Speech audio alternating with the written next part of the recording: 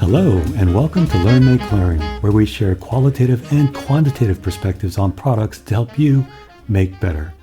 My name is Ernest Kim, and I'm joined by my friend and co-host, Joachim Groger. Hey, Joachim, how's it going? Very good. Thank you, Ernest. I'm still processing the fact that we didn't manage to get this before the end of 2025. We're recording on January 4th, so only 4 days. But what can you do? I will survive. But maybe this is a start for a really productive 2026. Lots of episodes, so we'll see. I'm going to keep it positive. Yeah. How about you, Ernest? I feel pretty good about getting started in at least the first week of January. Yeah. And I think the holiday was definitely good. We had we were talking about this before we started recording, but my wife and I, we just stayed local, which was nice and relaxing. Same. We kept it local, no travel. Actually, but part of the reason we didn't travel as well, I don't know if I've told you this, Ernest, but we have been in the process of getting our citizenship for America. Oh. And we've gotten to all of the stages but one, which is the final oath ceremony. Oh, fantastic. So that's happening actually in 5 days' time. We will be going to having our oath. We'll take our oaths and truly pledge allegiance to America. That's very exciting. And that means also that, once we apply for passports, I think we were just a little bit concerned. We would like to make sure we had all of the tools in our arsenal to make sure that we could get back. So these are good things. Yeah. Well, that's great, though. Congratulations. Thank you. Yeah, I think it's going to be a very momentous and emotional day. So we'll have the kids with us as well. So it'll be very interesting. Oh, that's fantastic. And so will they just automatically become citizens? Our kids were born in America. Oh, so right. They're all citizens. It's just the parents who are not. So we have to, we've been on green cards for quite a lot of time. So, now we just felt good time to get moving. Yeah. That's great. I'm a naturalized citizen as well. Oh, yeah. I think I became one when I was in my teens, like 17, something like that, 17, 18. Oh, I didn't know that, Ernest. Okay. And I still remember it. It was a very memorable experience, and in a very good way. I think everyone took it very seriously, and it was great. So yeah, that's awesome that it's coming up so soon. Yeah, very exciting. All right, well, this is episode 32, and our topic today was actually inspired by one of our recent guests, Zoran Svetlicic. We talked to Zoran in episode 30, titled Starbucks Follow-Up with Zoran Svetlicic, and I'll make sure to include a link to that episode in our show notes. And in an email thread we've maintained since recording that episode, Zoran posed a really interesting question to Joachim and me. Just to give you a bit of context, after hearing the episode we had recorded together, Zoran noted that, and I'm quoting him here, "You guys sound so much better than my crap AirPods. What's the secret?" And that led to an extended exchange led by Joachim because he knows a lot more about audio gear than I do. And finally, after Zoran had decided on a new microphone, he followed up with this question. Quote, "This is getting kind of philosophical now, but do you go pro on every category you encounter, or do you just collect a portfolio of S-curves that have hit good enough with maybe a few pro indulgences? Seems like most subcultures / brands try to suck you into the spec arms race, but who has the time even if you do have the cash?" Unquote. So this question of whether we go pro or just good enough in most of the product categories we engage with, and what that might mean for folks in the business of making products, is what we'll grapple with in this episode. But before diving into Zoran's question, we wanted to just share some follow-ups to our previous episodes. Joachim, do you have any follow-ups you'd like to share? Yeah, I want to make a little callback to episode 19 when we had Anmol as a guest. I guess she was our first guest, is that right? Yeah, that's right. Yeah, our first guest, and she was discussing generative AI, large language models, and how you work with them and how she thinks they can work together. So, I think it's about a year or so almost that we had that conversation.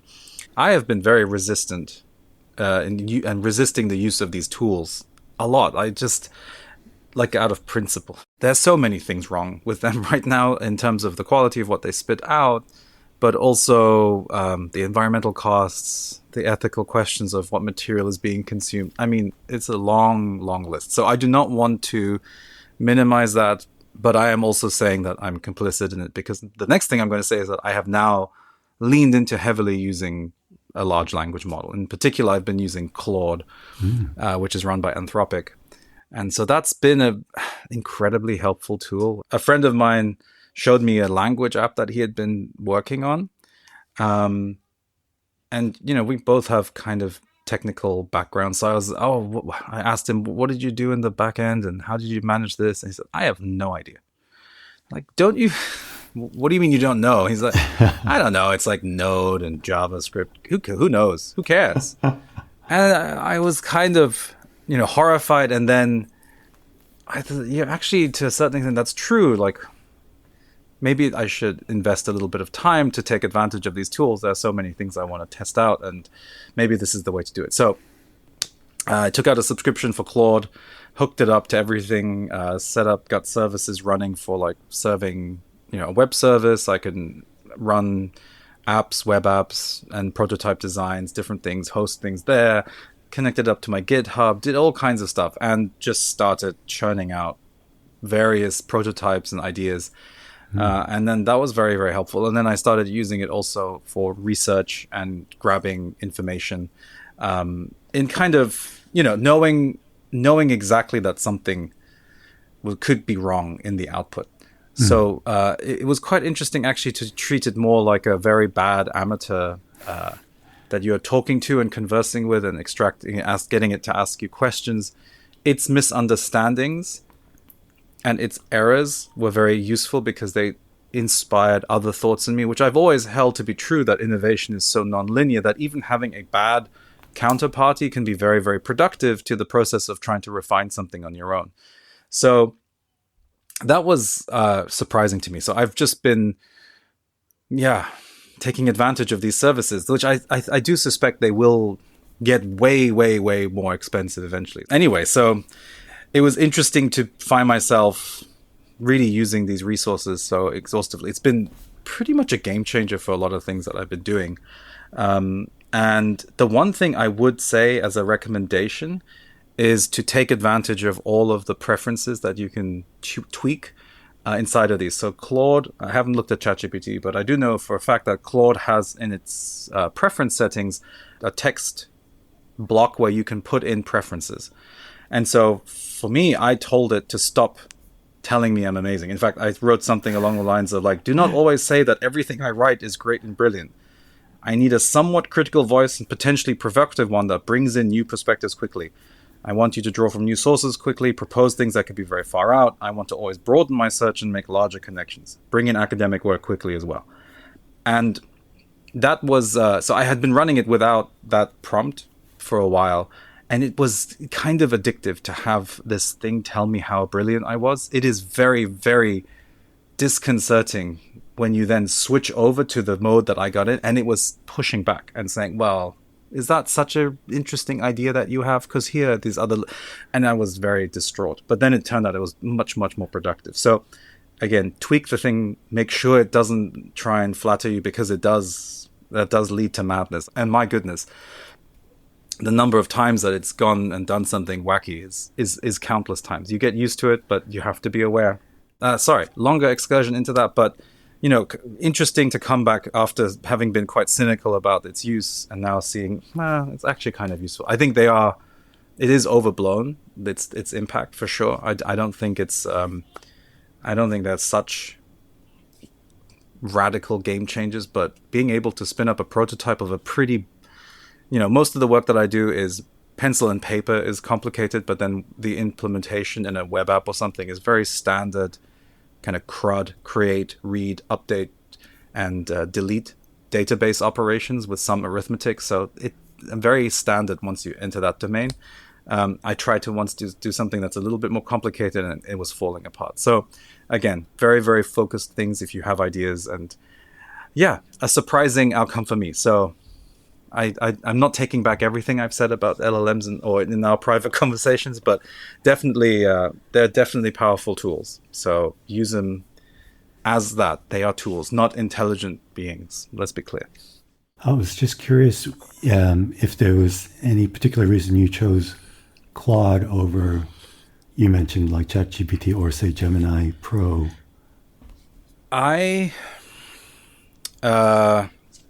First I knew that Claude Code sits somewhere in the background of Cursor, so I had a sense that Cursor would be very good for code, and Claude Code is good, but I wanted to have another, like, just a pure research tool as opposed to just a coding environment. And also, to be honest, I accidentally hit 1-year subscription on the Claude button. So I was committed from that point onwards. I didn't pay attention. So that's part of it as well.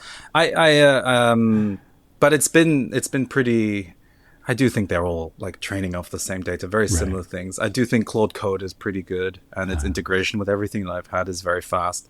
But my goodness, it blows through tokens when you do coding. Like you will hit your limits pretty fast, and that's the inefficiency of it. It's like a very inefficient system. But in some ways, it's what I found it to be very useful at is just seeing an idea come to fruition quickly, and then you can dispassionately assess, am I actually onto something here? Is this worth iterating on, or should I just kind of leave it as a quirk? So I've done a couple of weird things that I've realized, like, this kind of fun, quirky idea. And once you see it, it's not as important or consequential as you thought it was going to be. So it's quite nice. I think that's, for me, has been the best thing, is like pruning ideas and getting rid of them, even with a crappy implementation, has been very valuable. So I guess it's the same idea of, it's a thumbnail sketch, it's a bad prototype, it's a hack together thing, it's the waffle shoe, whatever. That, like, getting it physical or in pixels quickly so you can play around with it is probably the best stress tester, pressure tester for these things. So I would recommend it for that, but I do not think it is a creative engine. You must again bring things to it, and then it will give stuff back. Just like any good search engine does, right? You can just ask for nonsense, and and it's disturbing what people use these things for in general. So that's why I put that as a warning. Like, give it good stuff, give it real, meaningful things, and ask it to be critical. I'm so glad you shared that, because obviously I think there's a lot of interest in LLMs, but just out of personal interest, it's something that I'm also considering getting into, even though I was also very much a skeptic, as we've discussed in the past. But I can definitely see potential for utility, as long as you mentioned, you view it, understanding the flaws going in. 100%. As with everything, it is exactly that. It's a tool, it's a hammer, it's a thing. Let's not anthropomorphize it. Let's not think it's going to invent something new. It really doesn't. And I've had that in many situations where I find it like regurgitating something I've seen before and getting locked into a very specific set of topics. But it is responsive with a prompt back out. So as with everything, use with caution, all tools. Well, I just have a quick follow-up, and this is to our episode with our conversation with Zoran. And he had mentioned that when he was on holiday with his family in Italy, that the Starbucks were all quite empty, but the McDonald's were packed and kind of very active and very successful. So I thought I'd share a link to a video from one of my favorite food YouTubers named Mike Chen. He's been doing food YouTubing for quite a while now, but he recently published a video from Italy. It's titled, "What McDonald's is Really Like in Italy, Shocking Menu Items." And he has this incredible capacity to eat. I don't know how he's able to eat as much as he eats, but he goes through quite a bit of the McDonald's menu in Rome. And he comes to the same conclusion that Zoran did, which is that it's actually quite good there and quite a bit better than anything he's had in the US. So this is a brief quote from the video. He said, "I've tried McDonald's in a lot of different countries. I don't know why the McDonald's in the US have the worst beef. And the croissant I had this morning at the McDonald's, there's no way you would ever find a decent tasting croissant in any McDonald's in America." Yeah. So he's definitely echoing some of the sentiments that Zoran had shared and that we had talked about. And this is not a one-off thing. We actually, in the show notes to that episode with Zoran, I shared a link to an article from the New York Times that was titled Fries with Your McBaguette. For some travelers, McDonald's is a destination. And it quoted a lot of Americans who've talked about how much they enjoy McDonald's overseas and how much better they are. And that article provided a link to another story in Food and Wine titled How to Try International McDonald's Menu Items in the U.S. So there is one McDonald's in the U.S. that does serve menu items from the various overseas McDonald's locations, and that's in Chicago. And so we'll provide a link to that article as well. So if you happen to be in the Chicago area, there is one McDonald's in Chicago where you can try menu items from the various global McDonald's. Whether they'll be as good, I think is a question mark, but at least you can try some of the interesting different items that they have at McDonald's outside of the U.S. Pretty cool. I mean, the place is called the McDonald's Global Menu Restaurant, which is a mouthful, yes. Pun intended, but also, yeah, probably worth a visit, actually, yeah. All right. Well, with our follow-ups out of the way, let's jump back to our main topic for today. And as I mentioned earlier, we're going to address a question posed by Zoran Svetlacic, our guest for episode 30. He asked, do you go pro on every category you encounter, or do you just collect a portfolio of S-curves that have hit good enough, with maybe a few pro indulgences? Seems like most subcultures / brands try to suck you into the spec arms race. But who has the time, even if you do have the cash? So, Joachim, what's your take on this? Do you always go pro or just good enough? Everything has to be mil spec in my house. But yeah, so we texted about discussing this question. And then I replied with this video from the YouTube channel Speed. And they do fun activities. And one of them was like, is older always better? And they go through various items. The highlight, the clickbaity highlight is that they drink Coca-Cola from like the 70s or something, which is a terrible idea, but they do it. I was amazed they were able to find that. I know. That's incredible. It is kind of nutty. And it still had some carbonation. It was incredible. Which is nuts and worrying and incredible as well. Yeah. but there are some more interesting things, I think, products that they look at. And the first set is like craftsman tools. And it was interesting because they did a very smart comparison. So one of these is like a wrench or something.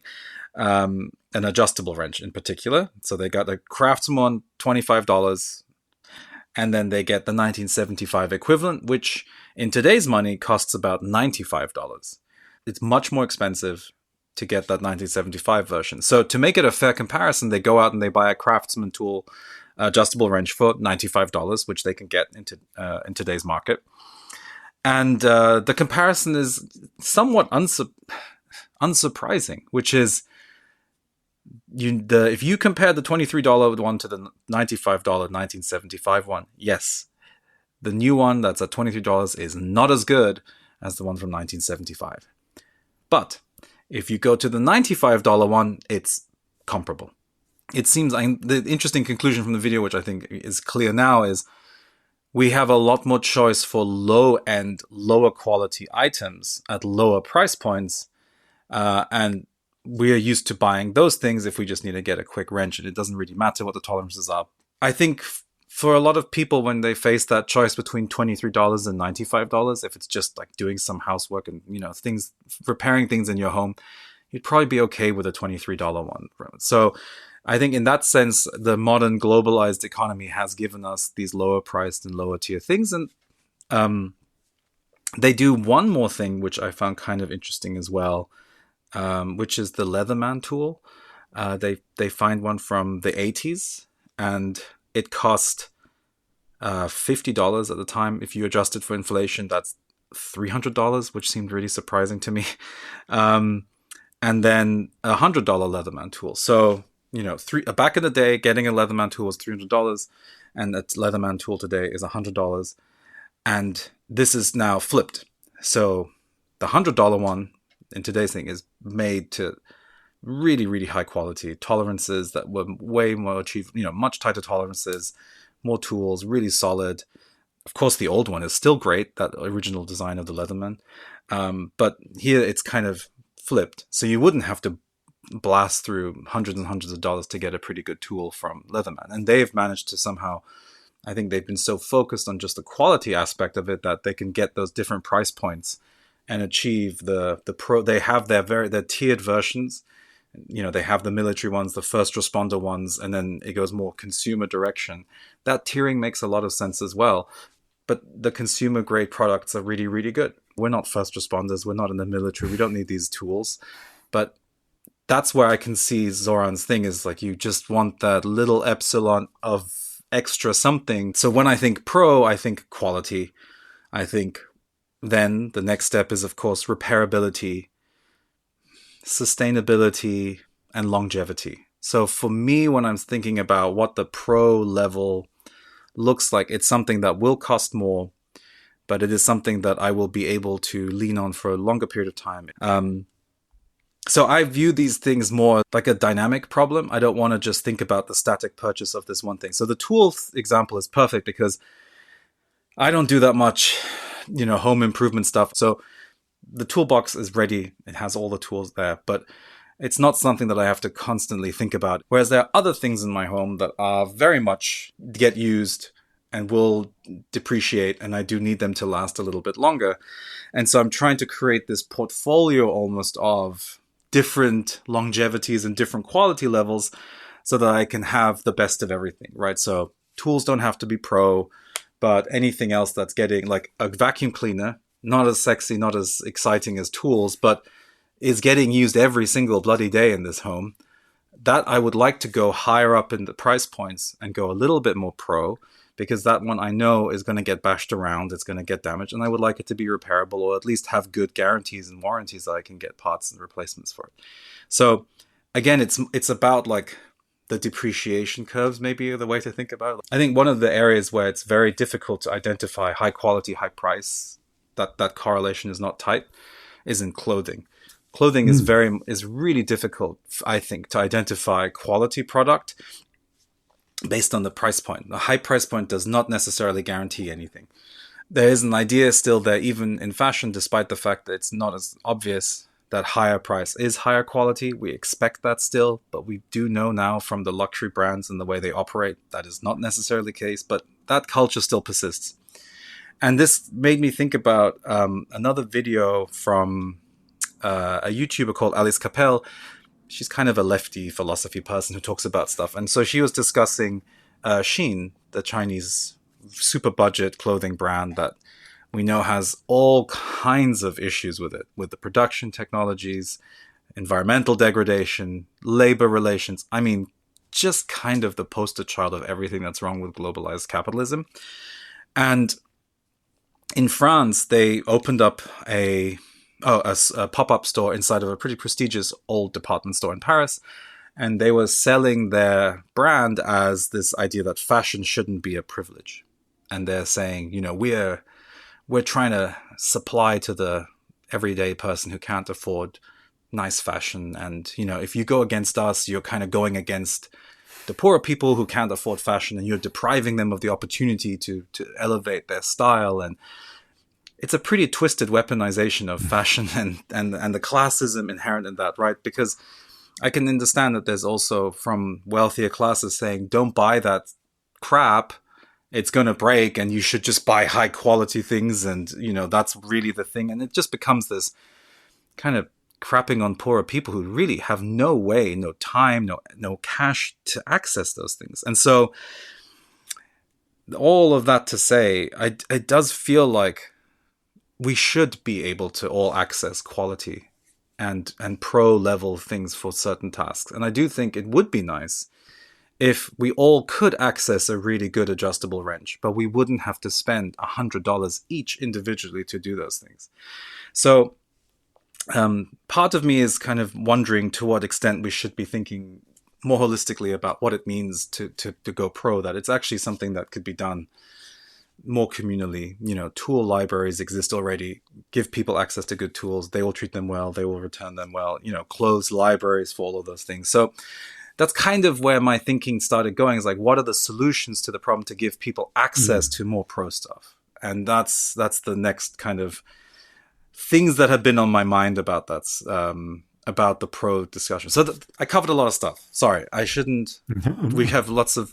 I mean, Ernest, I know you have another perspective, so I would really like to hear where you're coming from as well with these things, and see where the conversation goes. No, I mean, I think that's such a great point. Just because one of the aspects of pro, like you talked about, is the fact that they are made to last longer, and so it does seem a bit silly for this, let's say a pro tool to be locked up in one person's garage where they barely use it, when there could be so much more utility. It has the capacity for so much more utility if it could be shared, or if it could just be offered secondhand, right? Yeah. So that someone can access that level of capability at a much lower price point. And I think that's one thing that's exciting to see is culturally within the US, it does seem like there's been a pretty big shift towards broader acceptance of secondhand product. Yeah. Obviously there's been used cars forever, but now it's broadening into people being much more comfortable buying secondhand clothes and, et cetera. So that feels like maybe one step towards an even better state, which would be, as you said, like, tool libraries, which exist, but are still pretty rare, I think. I think that's right. But yeah, it'd be fantastic to see that continue to evolve. One thing I thought was funny in the video about Leatherman was their surprise that it was named after a person. And, yes. And I agree. Like, it just doesn't sound like a person's name. It sounds like... Yeah. It was called weren't they going to call it the, like, Mr. Crunch or something? Like, terrible name. But, yeah, no. And it is a Portland, Oregon-based company. I know, which is exciting. Yeah. Which I had completely forgotten as well until I watched the video. I was like, local. Yeah, and I think most, if not all, of their products are made in the U.S. So. Yes. It's amazing that they're able to do that at still, accessible prices. Yeah. Yeah. So you mentioned that. Yeah, I have some thoughts on this as well. When I saw Zoran's question, the thing that came to mind for me was the rise of challenger brands, as they're called. We've talked in the past episodes about Nike's recent struggles, some of which have been self-inflicted, but some a function of the rise of these more nimble brands like Hoka and On, which, I think fall under this rubric of challenger brands. And on the apparel side of things, you're seeing something very similar where Lululemon, which has been this sort of established player in the athleisure world, has been, experiencing struggles recently, again, partly due to self-inflicted issues, but then also because of these more nimble, focused challengers, like in their case, Alo and Vuori. Also in other spaces like automotive, where really all of the established brands and even some recent challengers like Tesla are confronting what I think is looking like an existential crisis in the form of challenger brands out of China. So there's definitely this shift where kind of shift in power away from these big established brands into these smaller, more nimble challenger brands. And all of that kind of reminded me of this research paper out of the University of Chicago that I can recall hearing about way back. I think the first time I was exposed to it was via a story on Planet Money, the NPR show. And I'll include a link to the full Planet Money piece, but I just wanted to cite a brief snippet.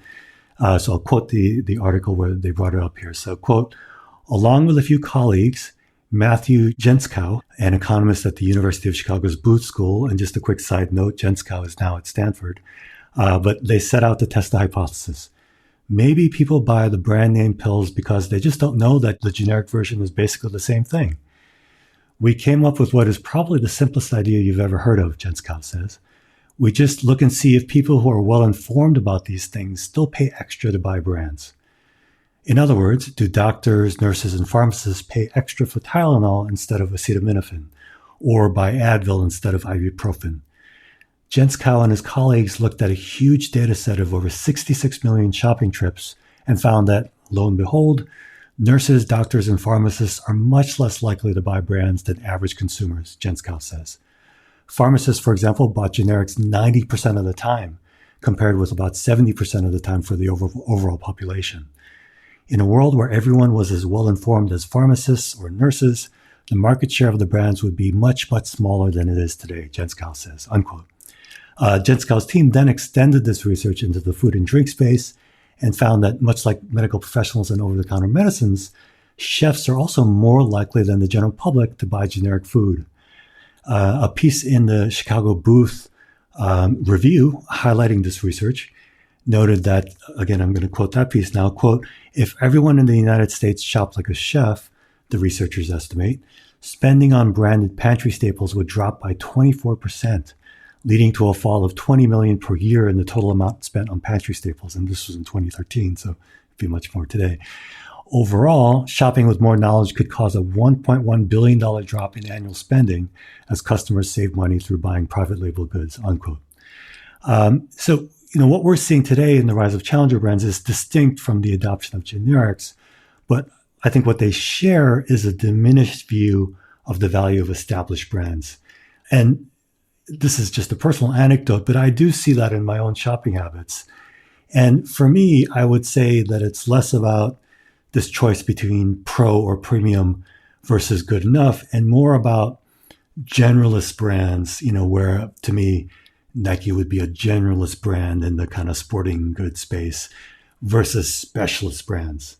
And one example in terms of, say, running would be what we've talked in the previous episodes about this small brand out of France called Satisfy, which only does running apparel. They just actually introduced their first trail running shoe, but they only do running. And I think a lot of people get excited about that because you can see it in their own product that they just are of that world. And that's really what they love. And that's why they're making these products versus kind of a big multinational generalist brand that, has a lot of other priorities outside of just making great products. And you mentioned apparel too. And there, I think I've talked in the past about this small Japanese brand called Yamato Michi that focuses on outdoor apparel and, very similar as compared to the more generalist brands, even like, say, an Arc'teryx, which used to be very much a challenger brand and now is kind of more of that big multinational generalist. You can see there's a level of attention to detail in, at least for me, the Yamato Michi product that just speaks to me of a greater commitment that I find very special, in a sea of products that just don't feel particularly special. Another example in more of the fashion space, I don't know if I've brought them up in the past, is again another Japanese brand called Orslo. It's a menswear brand. They specialize in pieces inspired by vintage workwear and also in developing their own in-house textiles using heritage techniques and heritage machinery. And the products are a little bit more expensive, but very high quality and, the sort of thing that you can imagine handing down if one did those sorts of things anymore these days. But, they feel like things that will last beyond just a single wearer's use. So, that's kind of where I went, was more of this generalist versus specialist. And it feels like there is this, it's certainly something that I've seen in my own life, but it just seems like there is this growing appetite for more specialized products because I think there is more utility in many cases from these more specialized brands, but also these intangibles, this, sense that there is a greater commitment.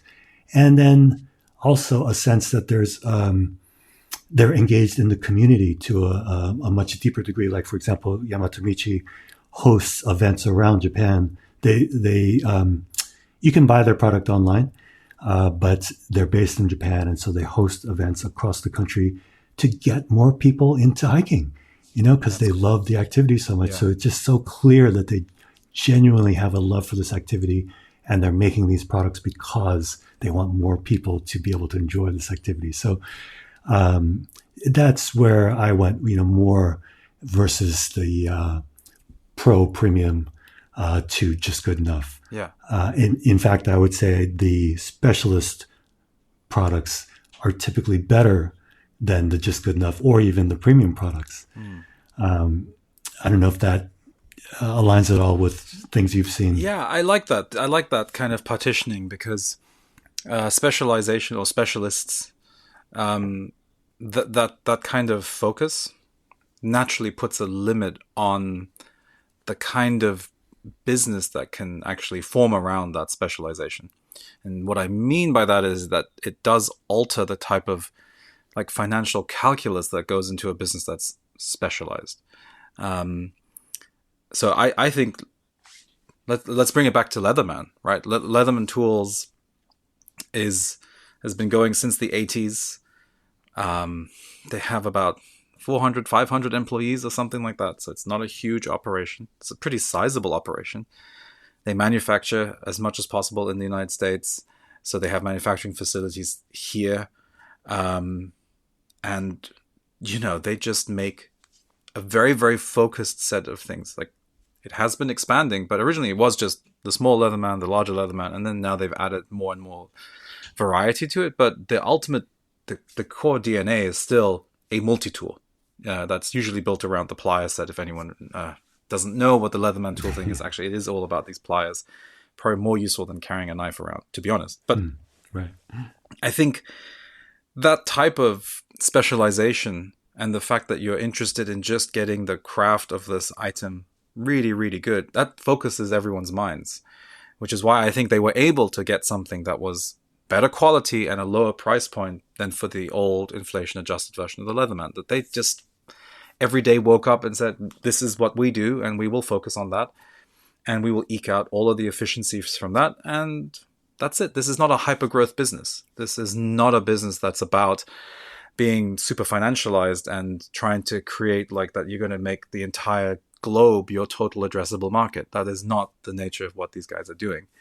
And so I think that specialization creates natural buffers on what growth can be expected. And I think that's healthy because the hyper-growth thing is unsustainable and it leads to all kinds of bad behaviors. We're seeing it, all the evidence around us right now. So yeah, I like that idea as well. And I think that rings true with the things that I've been, when I shop for things as well, I'm thinking about something like luggage. The companies that I tend to like to get luggage from are companies that only make luggage. I'm a big fan of Pelican cases, as is like everyone who has to haul equipment of some kind. I have been using a Pelican case as my suitcase most of the time because it's relatively light, super sturdy, and not super, super expensive, but really, really can just handle the knocks. And yeah, it's aging quite nicely. But again, what do? They make freaking cases. That's all they do. They don't do anything else. And they've expanded into other things, but it's still ultimately just a variation of the case, right? They've got coolers. That's just a plastic box. They've got cases for laptop. It's a plastic box. They've got little boxes, big boxes. So they've got all the sizes. I actually was looking at the website the other day. They have a Pelican box just for your wine collection. So it has foam cut out for wine and champagne. I'm like, this is exactly what you should be doing, right? It's ultimately just still the same fundamental product that they've been working hard on creating, but you can do it for all kinds of silly things as well. And another brand that's even more limited in its focus is USM, that make bookshelves. Right. And their whole thing is just this ball with threading and these rods, and you screw them in, and it's this modular furniture system that they have been working on since the 60s. It's still family owned. It's based out of Switzerland, and they have been working for no reason other than their own motivation to make their product environmentally more friendly, make it to tighter tolerances so that it can, do more, hold more, and get more flexible structures out of it. It's incredible. Like, they're just doing it because of the love of the product. And I think that is the difference. You're specialized. Right. You're going into this thing not expecting to conquer the world. You're expecting to be really, really good at this thing. And it focuses the mind on that. And I think if your intent is to be the next Amazon, the next X, Walmart, whatever, it's very clear what your motivation is. It's very clear what your product is going to look like.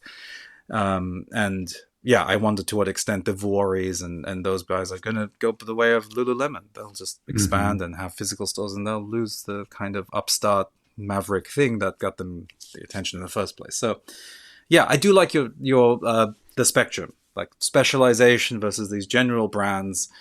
And I think the appetite for specialist brands is growing because it's easier to find them, right, than before. Right. And so, yeah, that's, and I do think there's no better time in history to be a challenger, specialist brand, just because so much of the infrastructure that used to be such a huge barrier to entry is now so accessible. Just like getting a merchant account so you could process credit card transactions used to be this huge hassle, and now it's just within minutes you can get an account set up and running, and then logistics and warehousing. Shopify can handle all that for you, or whatever other brand. But so many of these just basic logistics-based barriers are much lower than they were in the past. So I think that has kind of been a quiet contributor to the rise of these challenger brands as well, just because those nuts and bolts things are just so much easier to deal with than they ever have been. But I also love your point about hypergrowth being such a factor in this, because if your goal and your mission is hypergrowth, it's so obvious what gets pushed off to the side, like service, longevity of the products, all those things get pushed off the table, right? Because those don't serve hypergrowth. Yeah. It's just about new, more about features you can talk about than features that actually deliver value. And if the rise of challenger brands can help to act as a bulwark against that, I think, man, I'm all for it. Yeah, I think the theme is definitely like hypergrowth only becomes a necessity once you switch over to being, a publicly traded company or want to be a publicly traded company. Leatherman's privately held. USM is a private company, and you can kind of see when the shift happens is when they start becoming more. The product is not the end point; it's the way of generating financial gains as opposed to gains in the product. I think we're kind of at the point where we're trying to draw lessons from this. So I feel like, if you care about craft and you want to make good products, then be a specialist and find that thing that is the thing that you can see yourself just honing in on, that you want to keep refining. You don't want to go public, and you don't care about the hypergrowth cycle. What you care about is actually just making a really good product. But what's interesting as well, I can't remember now, Manus, maybe you did mention this book that was about Apple and China's relationship. Right. I feel like you did. Yeah. And that book highlights the fact that China is able to do more now because they were involved in the manufacturing process, that Apple had said, no, we've just outsourced that.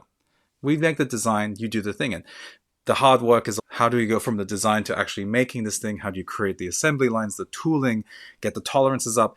And in the process of doing that, they've learned how to make a phone themselves, and at one point the Foxconn people present a phone that they've made. So in the making, I think there's a lot that is getting lost.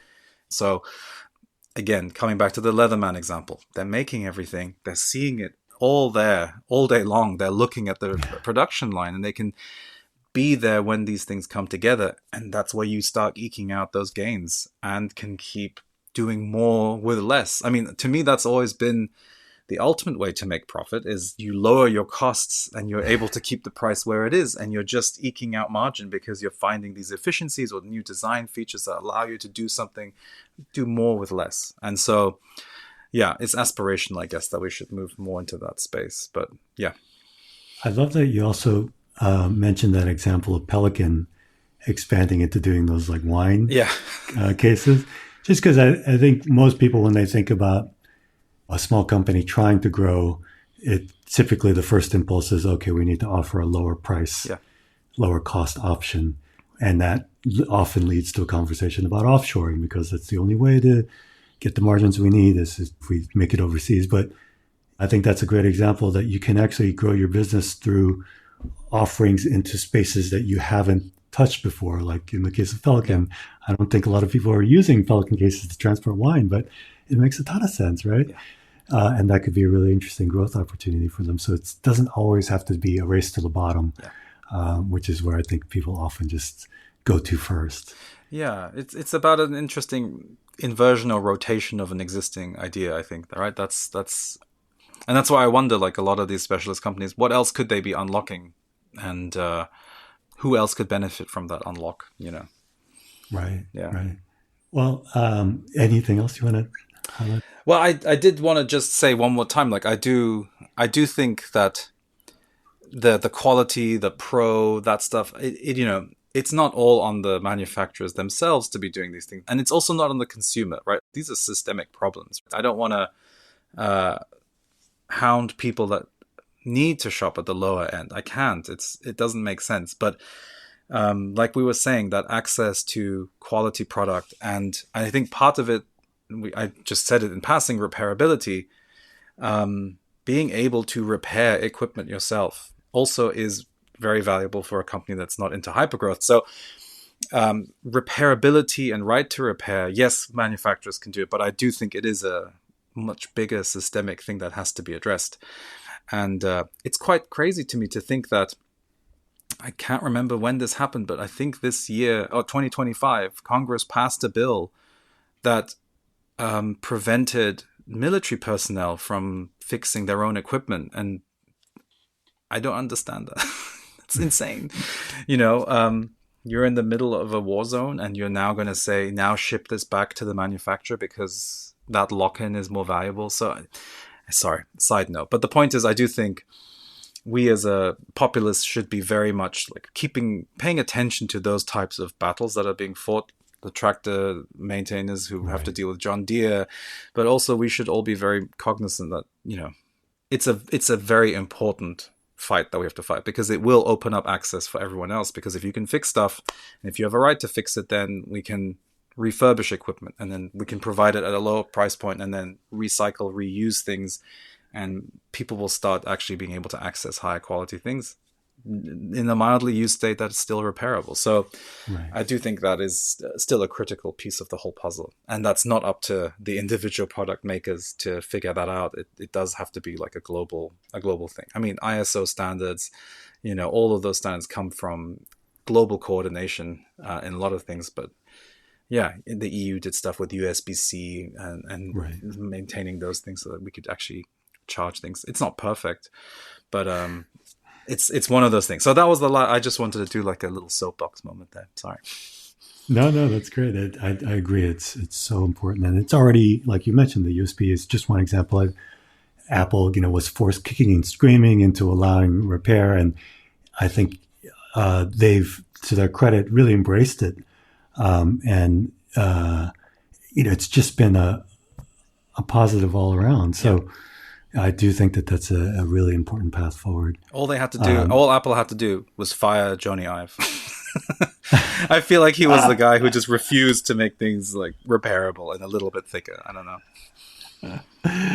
Oh gosh, maybe we should actually have a whole episode about the UI design guy, Alan Dye, leaving for Meta. Yes. Which is something a lot of people within Apple were apparently very happy about. Yeah. But maybe that could be a conversation for another episode. Well, for this episode, I think now that you've heard our perspectives, we want to hear from you. Please share your thoughts, questions, or corrections with us at learnmakelearn@gmail.com or on threads at LearnMakeLearnShow, all one word. We always love hearing your feedback. Now, let's move on to our recommendations of the week. Joachim, do you have any recommendations you'd like to share? I have a couple, so I will try and keep it relatively brief and quick. So the first one is a very, very long article. I think I have shared something from Ed Zitron in the past. Might have been The Age of the Business Idiot. I can't remember if that was the thing I shared, but he's done a follow-up called the Enshitty Financial Crisis, which is a mashup of the word enshittification and finance. So he goes line by line through all of the accounts of AI companies and the tech companies, and just, it's good to read. So that one I leave for everyone to just read. It's 19,000 words. So I haven't finished it yet, but it is worth it. And it's not behind his paywall. So very much, open to everyone. Different vibe is this Instagram account that I stumbled on a few weeks ago. It's just Matthew's Instagram is an account name, but that tells you nothing about what this guy does. So he uses a combination of various software types for music creation, Max MSP, PD, as well as Touch Designer. And what he does is he has video footage of something. And basically his videos on his Instagram are, you see the video footage, and then there's a solid line that he's superimposed on that. And then when an object passes through that line, it triggers notes and music from them. So the one that I saw was like a motorway, like merging of like a cycle. It looks like round roads that are being merging together. And it's very soothing. It's quite incredible, and a lot of craft and getting that to work and make something that's very nice. So I feel like it's a very interesting data sonification as well, and as an experiment, but aesthetically very pleasing as well. So that was one, and it also gets an honorable mention on a blog that I used to follow when I was a PhD student of this other PhD student. It's called flowingdata.com, and he has a whole host of like the best data visualizations for 2025. Really interesting, nice to see stuff. There's some great things from the pudding that I think I've mentioned in previous episodes, so worth checking out. So those two. And then the last one is also kind of a workflow product that I have also. I actually didn't take out the subscription by accident. I did do it intentionally. But I've been using Notion as well as part of my workflow. And I mean, it's, what is it? It's Google Docs. It's everything. It's like everything else. But somehow the design of it is just really, really great. The interface is pretty intuitive. The way you can organize pages and content. You can write text. It has AI support if you want to use some of the large language models to do things. It has excellent integration with various other little languages like LaTeX for math formulae, or like for mermaid diagrams. You can quickly write those all in the same text, really fluid, all accessible through keyboard shortcuts. So if you've ever tried to write equations in Google Docs, pain in the butt because you have to always go to the menu and then it pops up. And it's not the full LaTeX experience. It's always very limited and weird mashup. Notion just said, we'll put LaTeX in there. And I keep saying LaTeX. It's LATEX is the math, the de facto standard for all scientific article writing is that you write it in LaTeX. So it's been around since the 70s, 80s. Tech has been, and LaTeX is the updated version. Beautiful for typesetting documents and papers, but great for writing equations. You can do all kinds of crazy stuff with it. And Notion has just wholesale kind of plugged that into their ecosystem. So I've been really enjoying having that as part of my workflow. I have it on my phone and I have it on my laptop, so I can quickly take notes. And there's just little things that are nice. Like you can add cover photos to the text that you're writing. You can quickly publish a page as a website, so it'll automatically generate a link and it becomes accessible. I've been very happy with it. I found it a really great alternative to Google Docs, especially since I spend a lot of my time at work, day job, doing Google Docs. So I wanted to also get into a different headspace for the other work that I do. And that's been really a very powerful ally in that. So yeah, like I said, just give it a try. It's Notion. It just hit me at the right spot. I did try it a year ago and it really did not gel with me. And then this time round, I've been working with another person that uses it for everything. And I just thought, I'll give it a try. This scene, he writes tons of stuff. There's always new things coming through. I was like, let me see what this looks like. And yeah, it's been a really great product. So definitely worth giving it a check. I think there's a free version that you can test. Oh, very cool. And we'll provide links to all of these in the show notes as well. I wanted to share a couple of things.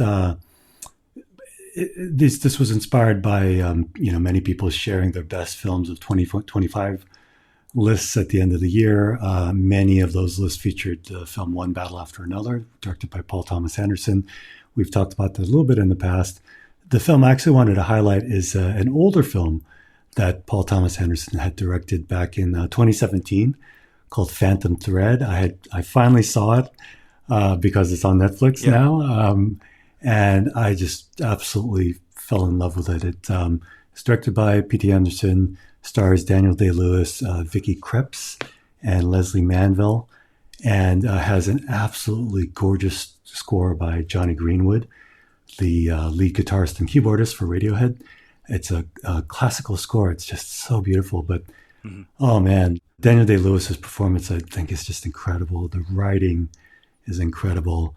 And I'd have to say it's my favorite Paul Thomas Anderson film by a wide margin. It's just incredible. And I think it makes for a really good double feature with another older film, not older, but somewhat older film, I guess, a documentary from 2015 titled Dior and I, directed by Frederic Cheng. It chronicles the joining of Dior by Ralph Simmons. He becomes their head of design, and it follows him as he and his team develop his first couture collection for Christian Dior. And I had seen it back when it first came out in 2015, and I remember I was captivated by it. And then after seeing Phantom Thread, I really felt like I wanted to see it again. And they're a great duo to watch together because you see similar themes addressed, one fictionally and then one in a real world context. And I have to say, when I was younger, I was very anti-fashion. You know, I think as a sort of typical heterosexual American male, I felt like I should not be into fashion. And this film, Dior and I, was the first time that I came to, I wouldn't say I understand fashion at all. It still kind of mystifies me, but it was the first time I appreciated it. Yeah. I think it's a beautiful film. It's a documentary, Dior and I. It's beautifully shot. The structure of it, I think, is very interesting. I won't get into any detail on it, but very interesting structure. And it really, really made me appreciate the artistry and the craft of fashion in a way that I just never had before. So I would highly recommend both of them. If you've already seen Phantom Thread, then please do check out Dior and I. I don't know. I'm not sure if it's on any streaming services, but we'll provide a link to more information about it. Third thing I wanted to highlight, this one's a little bit out of left field, but it is another film. My wife and I just watched it last night. It's called Sentimental Value, a film by another Joachim Trier, and it stars Renate. I'm not sure if I'm pronouncing her name correctly. Renate Rensiv, and then the woman who plays her sister. I'm not even going to try to pronounce her name, and also Stellan Skarsgård and Elle Fanning. And oh man, what a film! It's